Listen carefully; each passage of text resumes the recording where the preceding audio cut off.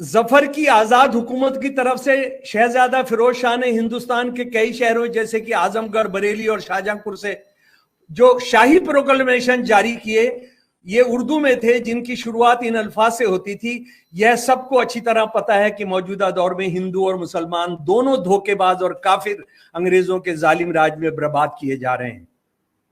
ये इश्तिहार सीधे तौर पर जमींदारों, सौदागरों, सरकारी नौकरों, फौजियों, कारीगरों, पंडितों, फकीरों और बुद्धिजीवियों से मुखातिब था। विवेकानंद जी ने एक जगह नहीं कितनी जगह कहा कि अगर आप हिंदू और ब्राह्मण हो ही नहीं सकते हैं अगर आप गाय का मांस नहीं खाएंगे तो, क्योंकि वो आपकी सबसे पवित्र चीज थी। तो क्या किया होगा अंग्रेजों ने?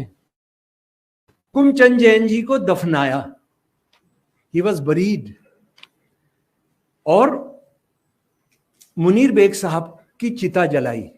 और जो अंग्रेज कमांडर था उसने अनाउंस किया, बहुत तुम बात करता एकता एकता की ना, नाउ गेट योर सैल्वेशन। भाई सैल्वेशन का मतलब क्या है? मुसलमान अगर कब्र में नहीं जाएगा तो कैसे हिसाब किताब करने वाले आएंगे फरिश्ते? वो तो लटक गया। और हिंदू को अगर आपने चिता में नहीं जलाया, उसके तमाम पिंड और वो सब नहीं किया, अंग्रेज टेलिंग दिस, अंडरलाइनिंग दिस कि हम आपके धर्मों के दोनों के एकता की जलील कर रहे हैं हम आपको, और ये किया। ये लिखित है, ये अंग्रेजों के दस्तावेज में मौजूद है। रानी लक्ष्मीबाई झांसी की रानी थी। कहां शहीद हुई थी वो?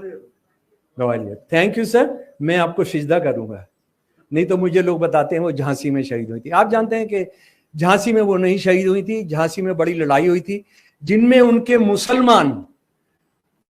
मुसलमान आर्टिलरी चीफ और मुसलमान इन्फेंट्री चीफ दोनों शहीद हो गए थे। नाम इज इमेटेरियल क्योंकि मैंने इसमें खोजना पड़ेगा। और उसके बाद जब झांसी में जब इनकी लाश मिली है, 17 जून 1858 को ही शहीद हुई। ग्वालियर क्यों आई थी? ये इस नतीजे पर पहुंच गई थी कि अगर हम कब्जा नहीं करेंगे, अगर अंग्रेजों का दलाल सिंधिया परिवार पर हम नहीं खत्म करेंगे तो हम अंग्रेजों से नहीं जीत सकते। तो शी फॉरगॉट अबाउट झांसी, और ये she came to and she had almost captured. लेकिन वो उधर से तमाम दलाल और कौन कौन के वो सारे राज्य वो थे जिनमें बाद में आरएसएस बहुत मजबूती से बना। ये भी मैं आपको बताना चाहता हूं। विलियम रसल जो एक बड़ा कमांडर था, लीडिंग कमांडर था, और इन लोगों ने 58-59 तक अपनी जीवनियां लिख दी, अपनी ऑटोबायोग्राफीज लिख दी। बागी फौज में कम से कम 60,000 तनख्वाहदार सिपाही हैं और 70,000 अनियमित सिपाही हैं। इर्रेगुलर रेगुलर उस जमाने में होता था, और बंदूकधारी हैं। अवध के तमाम मुख्य सरदार, चाहे वो मुसलमान हो या हिंदू हो, एक हो गए हैं और शपथ ले चुके हैं कि अपने नौजवान बादशाह बिरजिस कदर, हजरत महल जी के बेटे, के लिए अपने खून का आखिरी कतरा भी बहा देंगे। Thomas low, another commander who started from Maharashtra, और ये पूरा जंग जीते गया। रानी लक्ष्मीबाई को डिफीट देते हैं, उधर नाना साहब को डिफीट देते हैं, कानपुर पर कब्जा करते हैं। जरा उसका शब्द सुनिए। शिशु हत्या करने वाले राजपूत, संकीर्ण ब्राह्मण, धर्मान मुसलमान राजपूत, ब्राह्मण मुसलमान और मराठे गाय के हत्यारे और गाय के पुजारी, सुअर से नफरत करने वाले और सुअर खाने वाले, अल्लाह परमेश्वर है और मोहम्मद उसके पैगंबर हैं, और ब्रह्मा के रहस्यों को बुदबुदाने वाले सभी लोग इस जंग में हमारे खिलाफ थे। आरएसएस वाले और मुस्लिम लीग वाले, ये क्रिमिनल्स इन सच्चाइयों को पर्दा डालना चाहते हैं।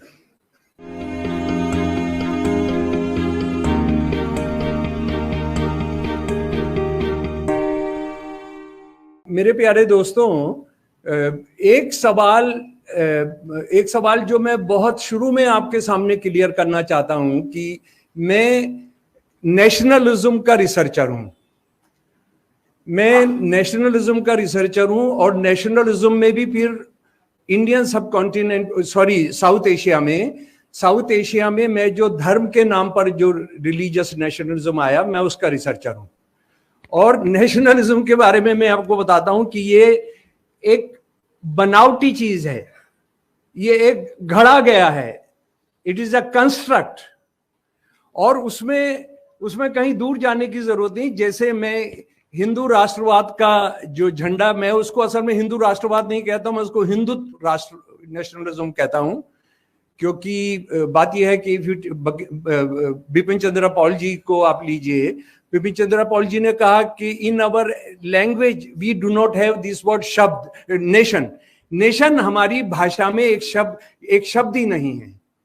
आप रविंद्रनाथ टैगोर जी को, उन्होंने बिल्कुल वो इसी को डेटोक करते हैं और कहते हैं कि राष्ट्र नाम का कोई शब्द हमारी टर्मिनोलॉजी में नहीं है।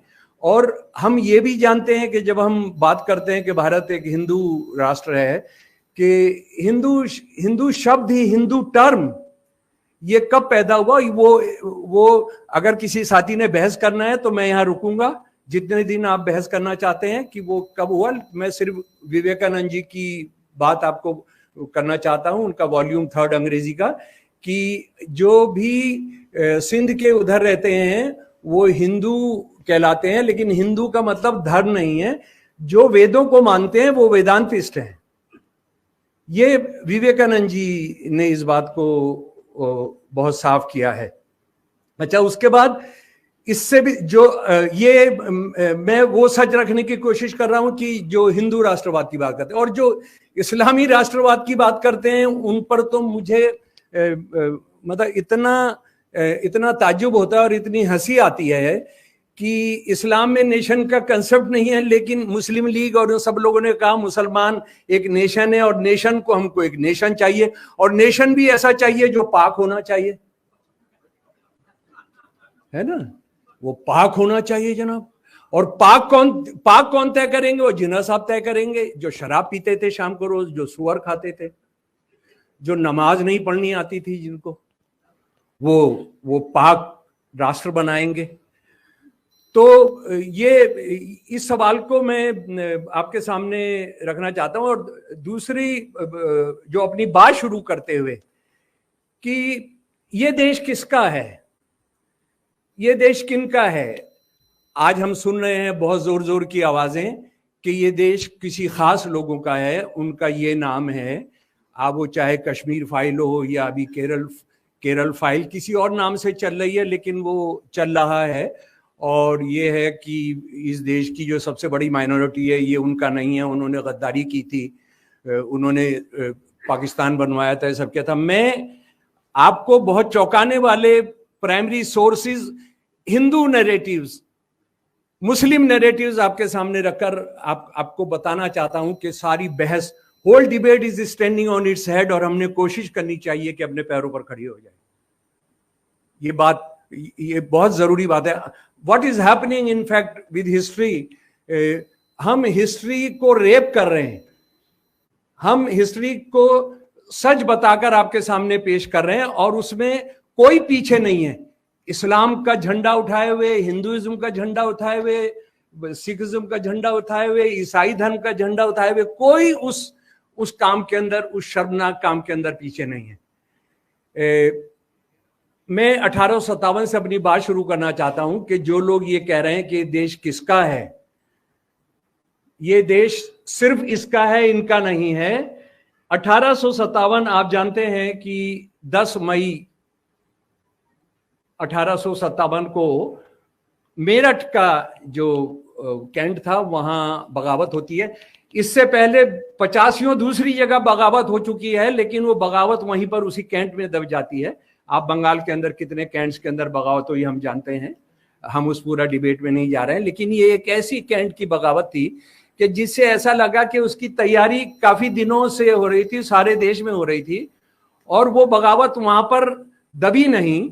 और वो जो लोग थे, सैकड़ों लोग जिसमें 70% हिंदू थे और लगभग, ये डेटा जो है आप जो British army, East India company की आर्मी का, उसको आप पता कर सकते हैं।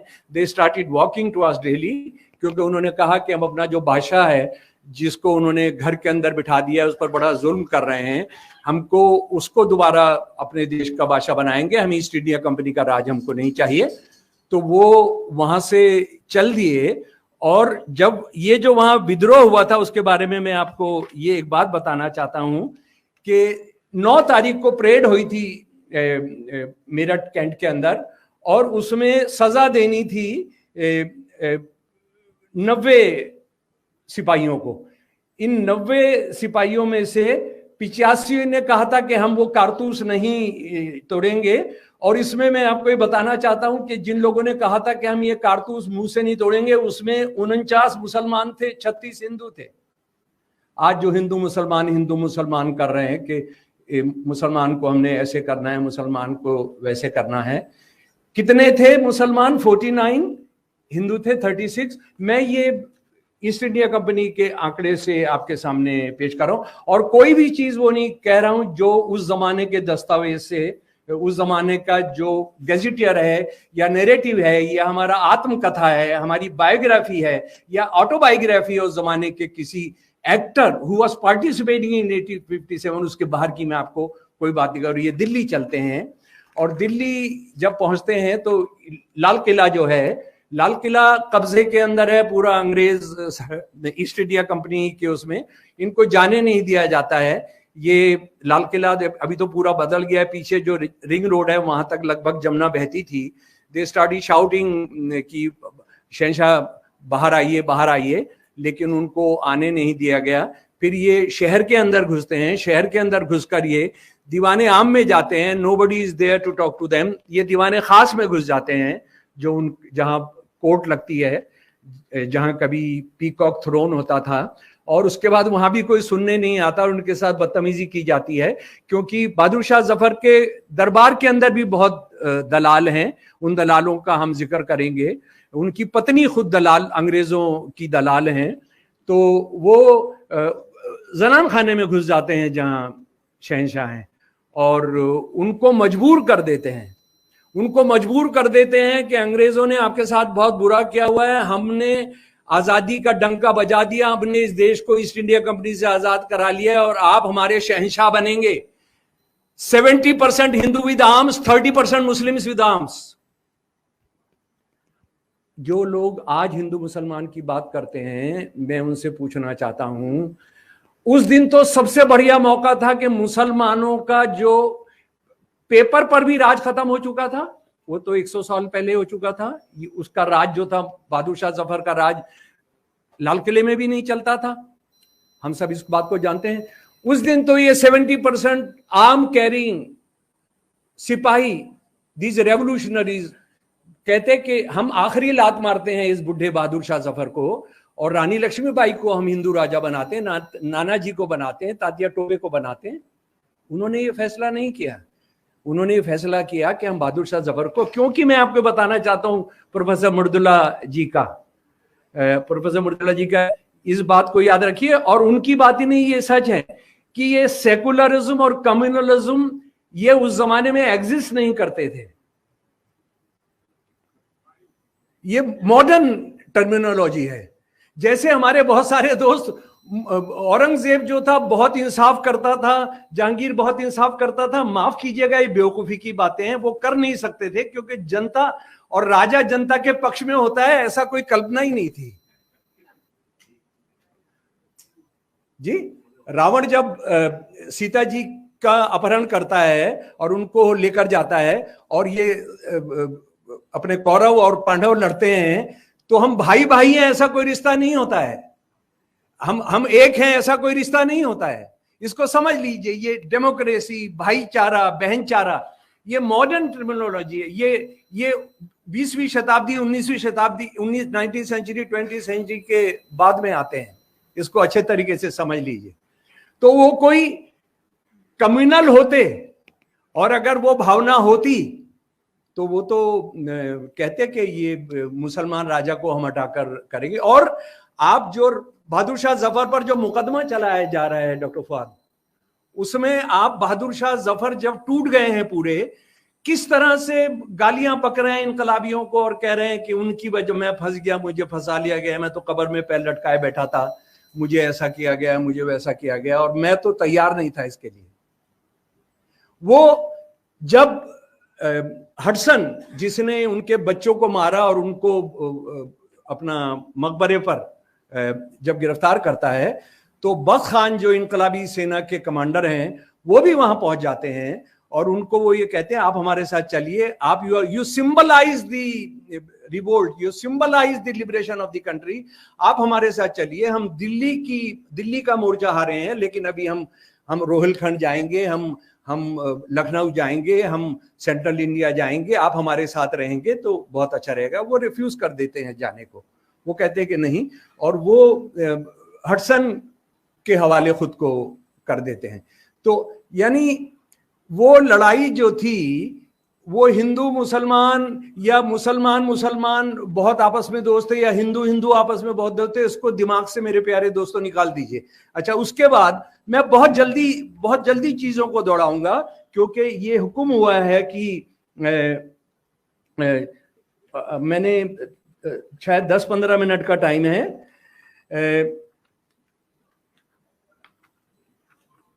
जी, जो साजी फौजी कमान थी जिसने इनकलाब की घोषणा की, उसमें कौन कौन थे?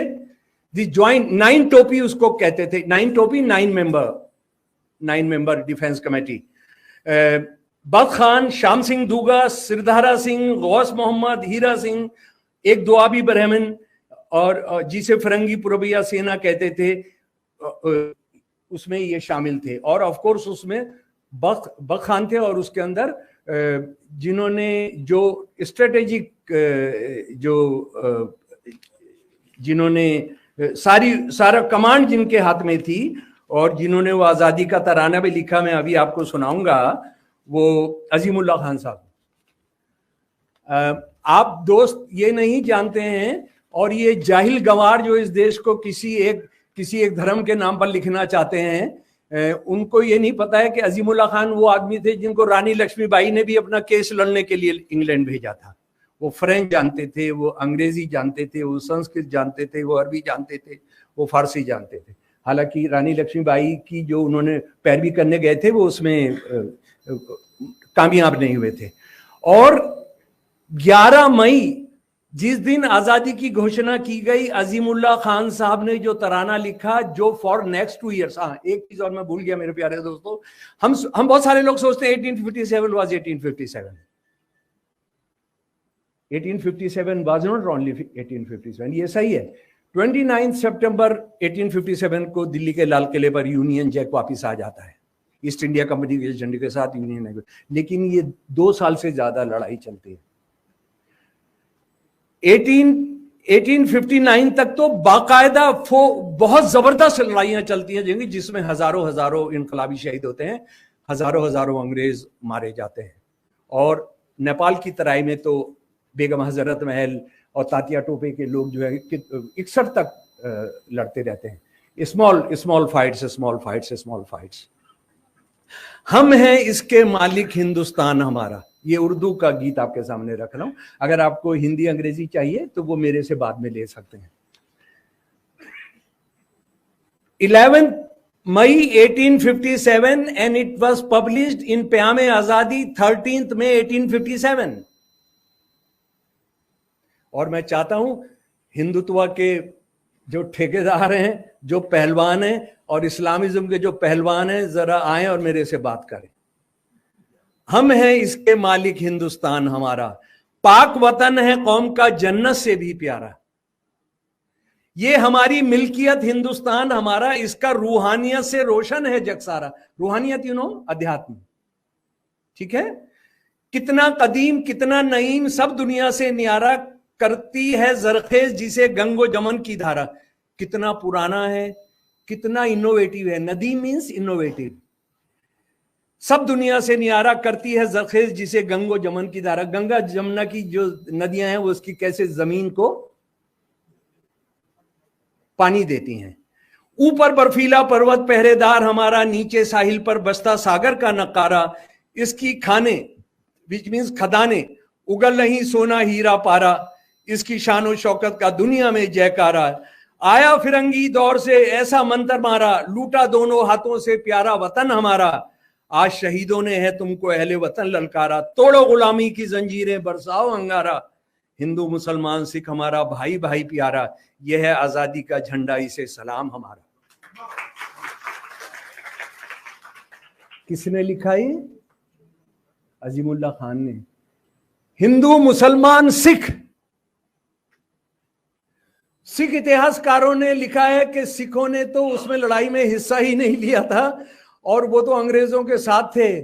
सिख इतिहासकारों को भी गलत साबित करता है, क्योंकि सिख उस वक्त में जो थे उसमें जो राजा थे वो सारे अंग्रेजों के साथ हो गए थे। तो लेकिन आप सच्चाई देखिए, अजीमुल्ला खान जो कह रहे हैं, बहादुर शाह जफर साहब के जब ये सैनिक आ गए और ये कमांड हो गई, नई तोपें बनाई जा रही हैं, नई तोप बनाई जा रही है। शाहजहां के जमाने की कुछ पुरानी तोपें खोद कर निकाली जा रही हैं सलीमगढ़ से। जो दिल्ली में रहते हैं वो जानते हैं कि अब रिंग रोड के उस पार सलीमगढ़, लाल किला बढ़ गया है, और जहां जमुना बहती थी उसके इधर लाल किला है और उधर सलीमगढ़ है। तो सलीमगढ़ में जो भी तोप निकाली जा रही है, आप जानते हैं क्या होता है उसमें? उसमें पंडित आकर आरती करते हैं, मुसलमान कुरान ख्वानी करते हैं। हाँ, और बहादुर शाह जफर बहुत टोटकों में विश्वास करते थे।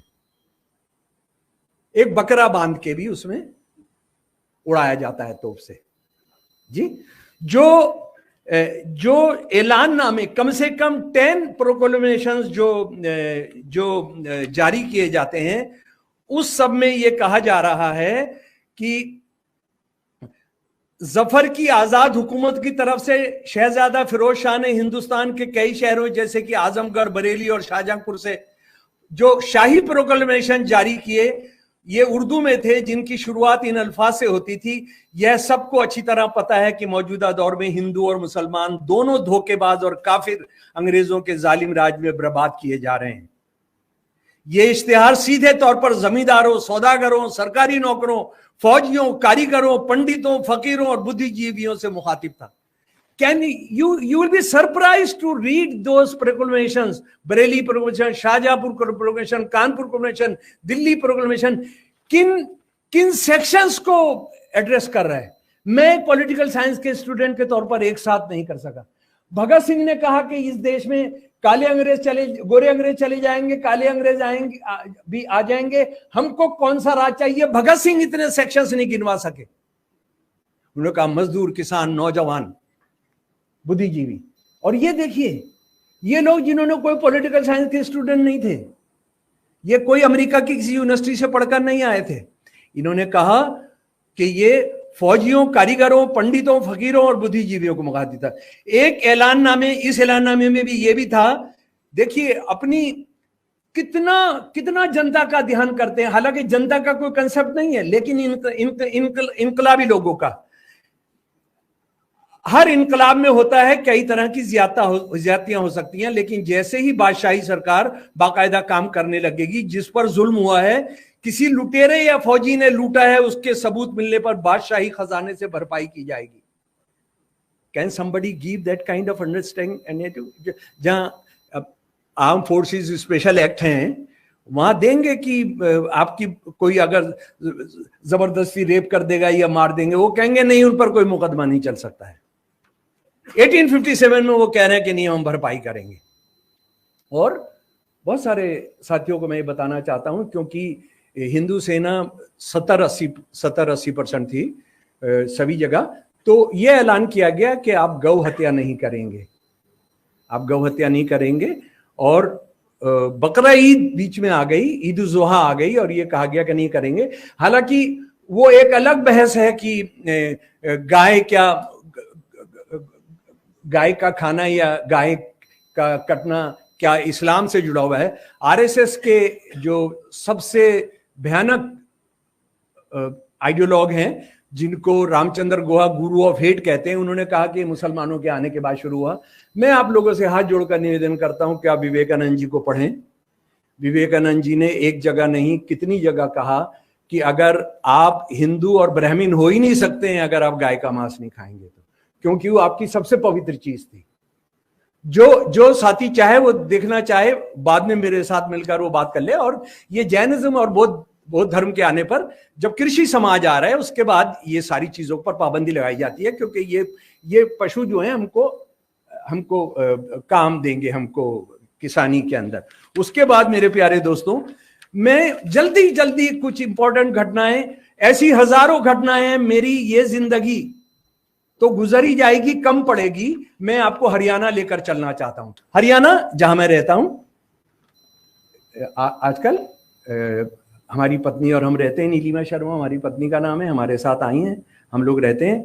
उसमें हांसी एक जगह है पुराना, ये जो पुराना कारोबार का था, ये उसका था, काबुल से रास्ता आता था, उसी के तहत ये सारे जितने पठान हमलावर और ये दूसरे लोग आए, वो सारे के सारे वहीं से, उसी रास्ते से आते थे।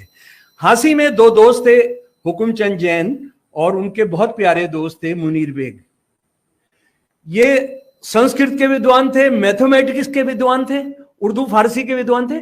और जो बहादुर शाह जफर ने हरियाणा में जो क्रांति लाने, अंग्रेजों को भगाने की जिम्मेदारी दी थी, इन दोनों के नेतृत्व में दी थी। और तीसरे थे, हम अभी आएंगे, रावतुल्ला राम जी, वो गुड़गांव के ही थे जहां मैं रहता हूं। तो इन लोगों को जिम्मेदारी दी थी। ये जाहिर है कि बाद में उधर से पंजाब के राजाओं की आ गई, इधर से नवाब पटौदी की सेना आ गई, कुछ और गद्दारों की सेना आ गई और ये हार गए और गिरफ्तार हो गए। अंग्रेज इनके हिंदू मुसलमान की एकता से इतने परेशान थे कि जब इनको शहीद कर दिया गया तो क्या किया होगा अंग्रेजों ने? हुकुमचंद जैन जी को दफनाया, ही वॉज बरीड, और मुनीर बेग साहब की चिता जलाई। और जो अंग्रेज कमांडर था उसने अनाउंस किया, बहुत तुम बात करता एकता एकता की ना, नाउ गेट योर सेल्वेशन। भाई सेल्वेशन का मतलब क्या है? मुसलमान अगर कब्र में नहीं जाएगा तो कैसे हिसाब किताब करने वाले आएंगे फरिश्ते? वो तो लटक गया। और हिंदू को अगर आपने चिता में नहीं जलाया, उसके तमाम पिंड और वो सब नहीं किया, अंग्रेज टेलिंग दिस, अंडरलाइनिंग दिस कि हम आपके धर्मों के दोनों के एकता की जलील कर रहे हैं हम आपको, और ये किया। ये लिखित है, ये अंग्रेजों के दस्तावेज में मौजूद है, जो आज ये कहते हैं कि मुसलमान कौन है, मुसलमान कहां से आए। और उसके बाद हांसी के अंदर ये उस जमाने का रोड रोलर है, ये बाद में मैं आपको दिखाऊंगा। ये लकड़ी के शीशम के बनाया जाता था और उसमें दो बड़े बड़े पत्थर लगाए जाते थे। उनमें जो इनकलाबी थे उनको नीचे जमीन पर चलाकर उनको जैसे बुलडोज करते हैं वो किया गया, जो आजकल बुलडोज बहुत प्यारा है हमारे शासक वर्गों को, ये जो है। तो और उसमें एक सड़क है वहां, लाल सड़क उसको कहते हैं, जिसमें कितने हजार शहीद किए गए हिंदू मुसलमान, उसका कोई हिसाब किताब नहीं। उसके बाद मैं जरा सा रावतुल्ला राम पर आता हूं। और वहां पर तो रावतुल्ला राम आप जानते हैं कि एक बहुत बड़े यादव नेता थे। आजादी के बाद तो हमने उनको यादव नेता ही कर दिया, और आजादी के बाद तो अभी हमारी जो सरकार है आरएसएस बीजेपी की, उन्होंने तो उनको रिवाड़ी का राजा बना दिया है। वो जो कमेटी थी दिल्ली की, जो एक डिफेंस कमेटी, कमांडर्स की नहीं, उसके मेंबर थे। He was financer of Delhi revolution, सारा सेना।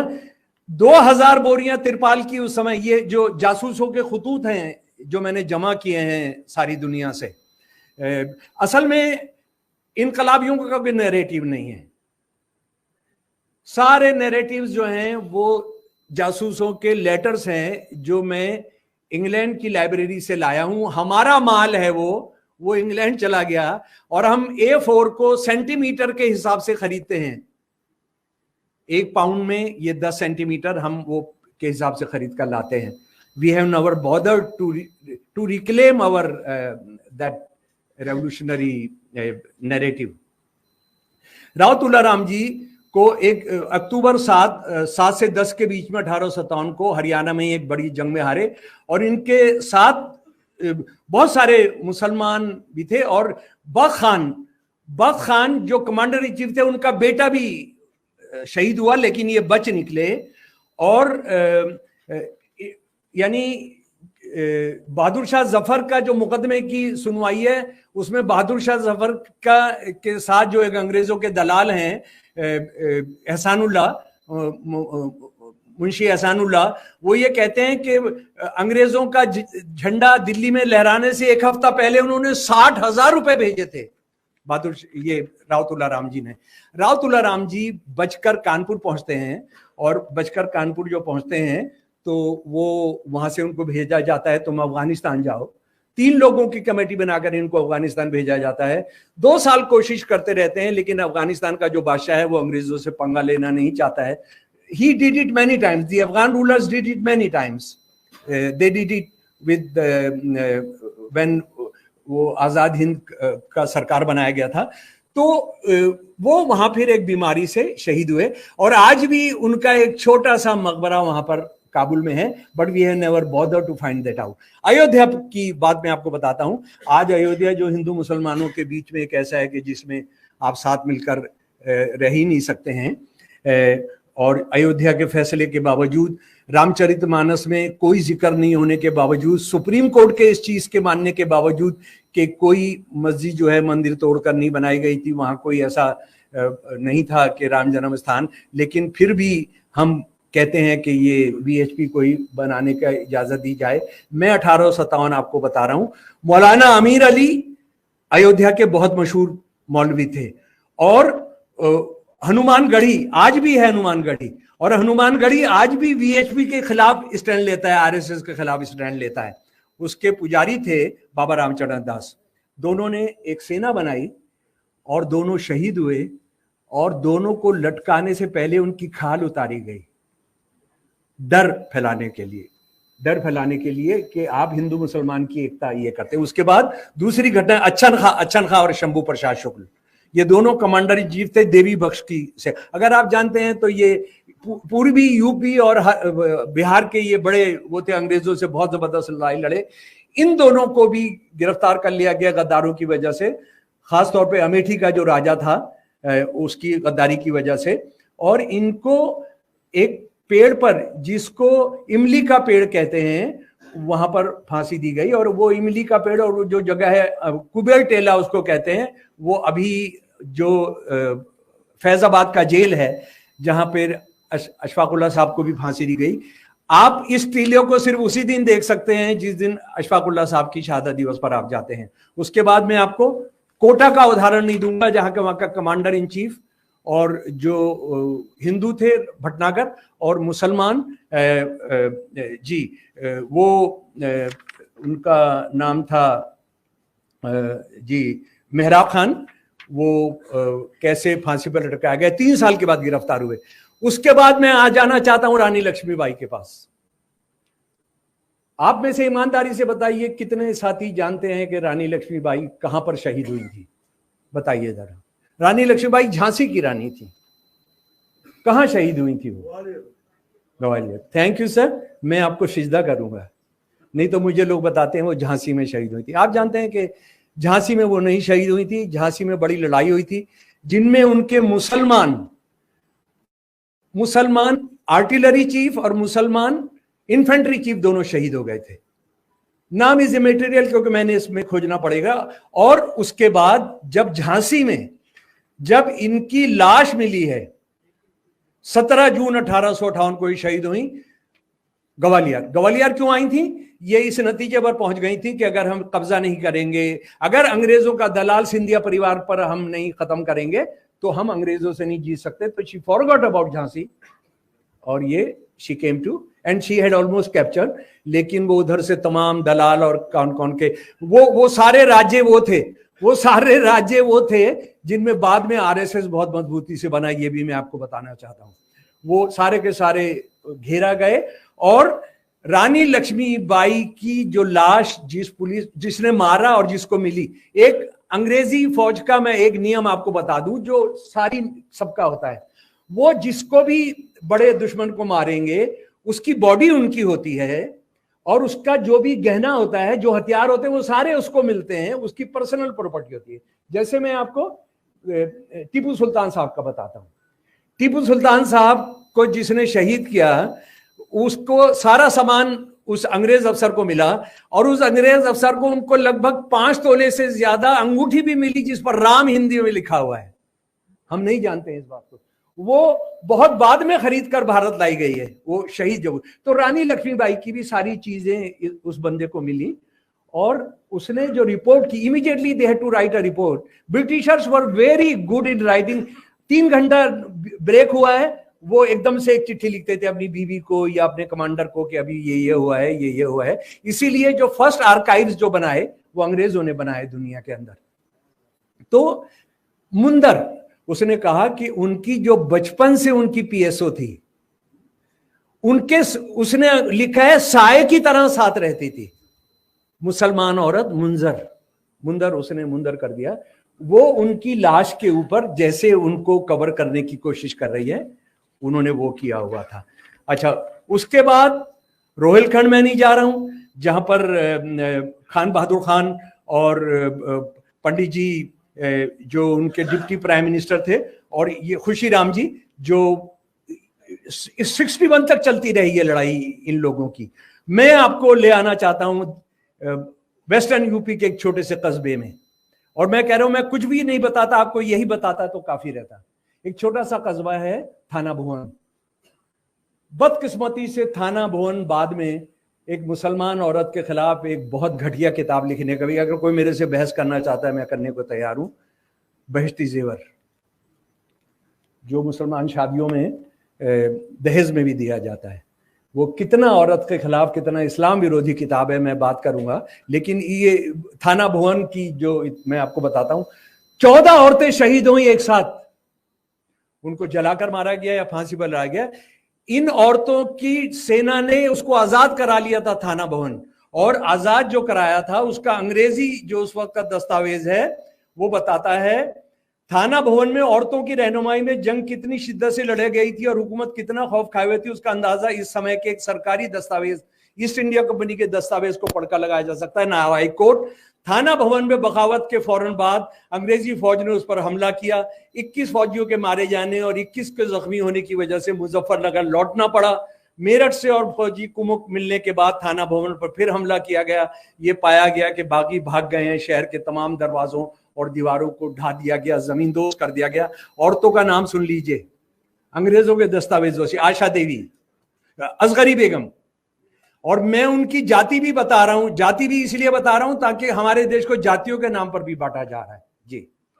सबसे ज्यादा उम्र वाली थी, इनके 2 बेटे भी शहीद हुए, इनके पति भी शहीद हुए।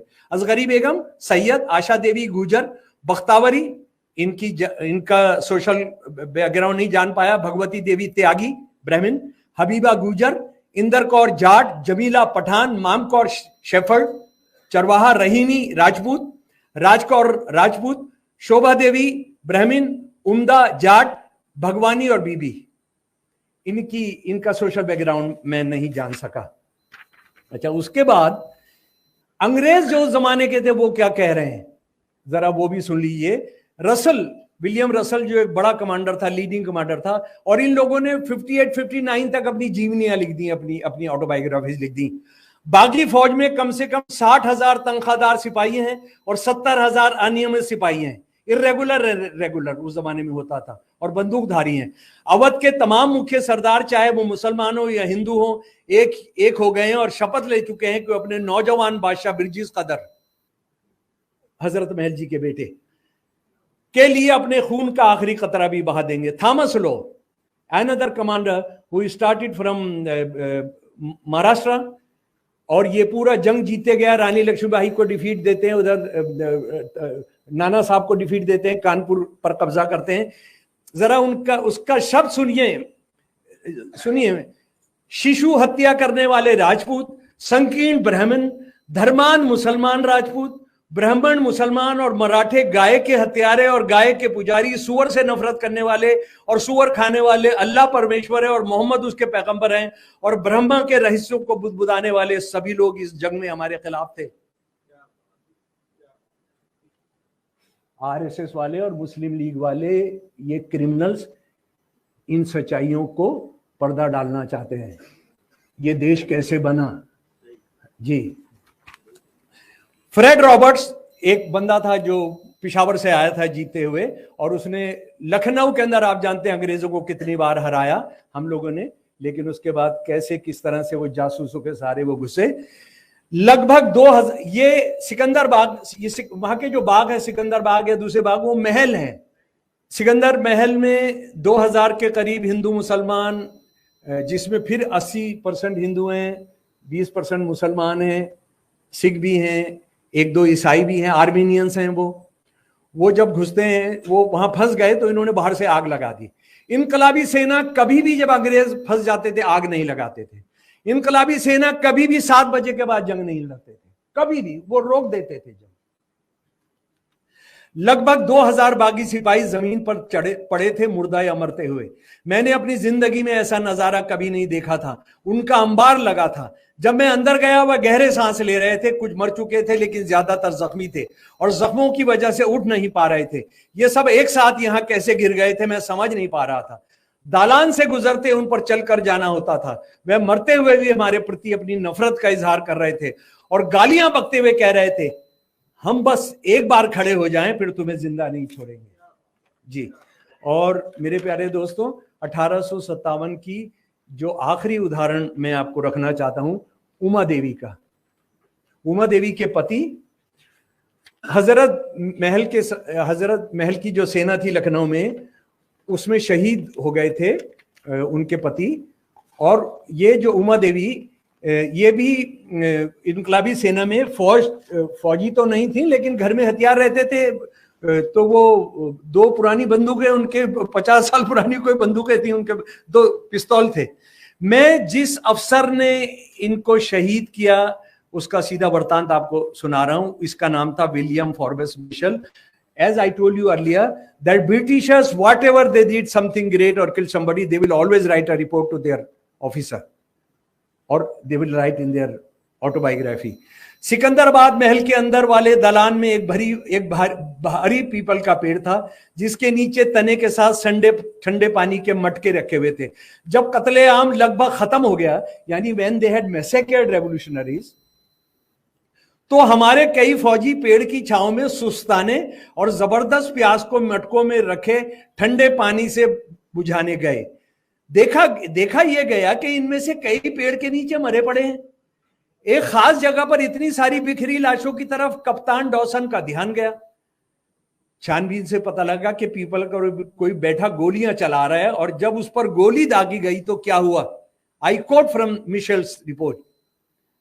किसी को भी यकीन नहीं हुआ कि शरीर जिसने चुस्त लाल जैकेट और गुलाबी रंग का पजामा पहना हुआ था नीचे गिरा। गिरने में जैकेट सीने की जगह से फट गई थी, जिससे पता लगा वो औरत थी। वह पुराने अंदाज की भारी घुड़सवार सेना की 2 पिस्तौल से लैस थी, जिसमें से एक भरी हुई अब भी उसकी बेल्ट में मौजूद थी। उसकी थैली अभी भी आधे से ज्यादा गोलियों से भरी थी। उसने हमले की पूरी तैयारी की थी। पेड़ पर बैठने के लिए बाकायदा एक जगह बनाई थी। उसने आधा दर्जन से ज्यादा फौजियों को मारा। Who is saying this? British officer. 50 से ज्यादा लोगों को मारा था इन्होंने।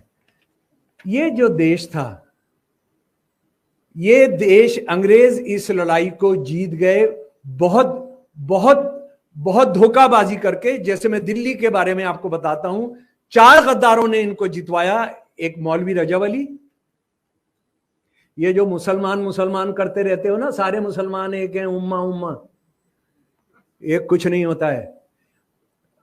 अरब के अंदर कितना एक दूसरे को कत्लेआम कर रहे हैं ये सब, वो हमको इसको समझना चाहिए। और ये हिंदू सब ये जो हम करते रहते हैं, वो सब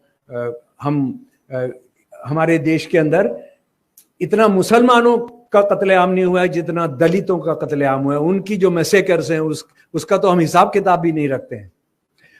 रोज 9 दलित औरतों का रेप होता है रोज, जो सरकारी आंकड़ा NRCP, national crime record bureau के उसमें चले जाइए। तो खैर, रजब अली एक पंजाब का मौलवी था, अंग्रेजों का पुराना दलाल था। इसको जब 10 मई को आजाद करा लिया गया, इसको बुलाया गया और कहा कि तुम दिल्ली की जाके किसी मस्जिद को पकड़ो, और इसने मस्जिद को जाके पकड़ा। उसके बाद एक थे जीवनलाल मुंशी। ये पहले से ही बादशाह जफर के उसमें हेड किलर था।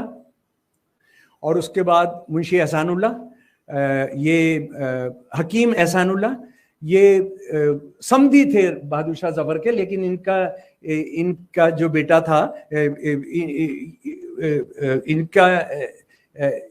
इनकी बेटी के उनके बेटे से शादी हुई थी, उसकी हैजे से मौत हो गई थी, तो ये परेशान थे। और हकीम एहसानुल्लाह साहब, सच 4th name I will get from that book. ये चारों लोगों ने क्या क्या किया है उसका जासूसों के खुतूत से पता लगता है। सारा बारूद उन्होंने पानी करके एक दिन उड़वा दिया, जिसमें हजारों लोग मारे गए। और जो दिल्ली से वाकिफ हैं वो उनको मैं बताना चाहता हूं कि आज की जो जामा मस्जिद है और लाल किला है, इसके बीच में सबसे अमीरों की बस्ती थी, इसको खानम बाजार कहते थे। 1857 के बाद ही उसको चारों तरफ से खाली कराया गया। जैसे 1984 के बाद जो गोल्डन टेम्पल है उसके चारों तरफ एक कॉरिडोर बनाया गया ताकि सेना आराम से घुस सके।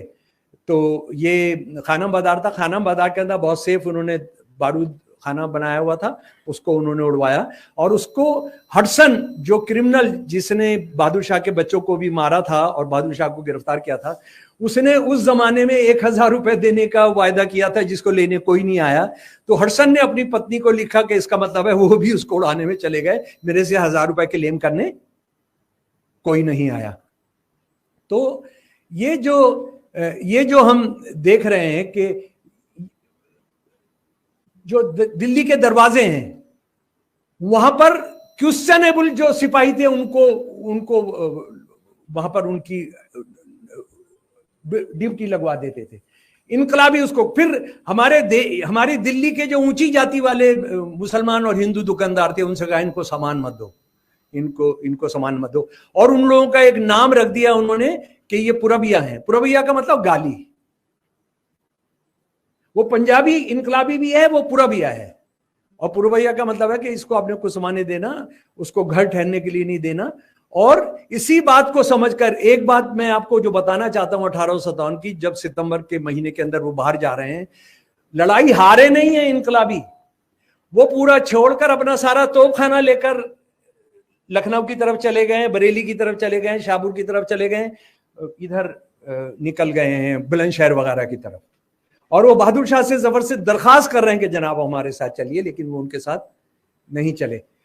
दिल्ली के मोर्चे पर हडसन ने अपनी पत्नी को चिट्ठी लिखी है, मैं 2 ऐसी हरे कपड़े पहने हुए 2 मैं औरतों को मिला हूं जिनका मैं नाम नहीं जानता हूं, लेकिन जिनको हम जॉन ऑफ आर्क कह सकते हैं, जॉन ऑफ आर्क कह सकते हैं जी। वो उन दिल्ली की लड़ाका औरतें जी।